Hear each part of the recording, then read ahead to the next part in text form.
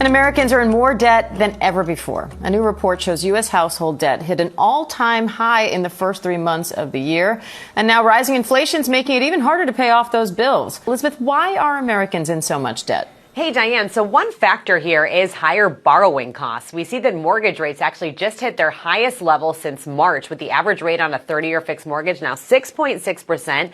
That is actually up, Diane, from just below 6% before the start of the Iran war. And when you look at the numbers, that translates to an extra $126 a month on a payment for a $400,000 home loan. So when you break down this all-time high for consumer debt, those higher borrowing costs from mortgages to credit cards really are one reason why. Take a look at those numbers. $18.8 trillion in debt. This is according to a report from the New York Fed.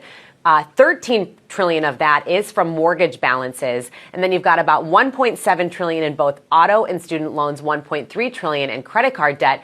This is not all bad because you do have in a healthy economy people spending, using credit. But there is one kind of worrying sign in this data, Diana, is that borrowers are falling behind on payments. When you look at student loans, for example, more than 10% of those student loans are now past due. And researchers say that some of those overdue balances are from parents who took out loans to help pay for their kids' college, Diane. Elizabeth, how do these new inflation numbers factor into household debt?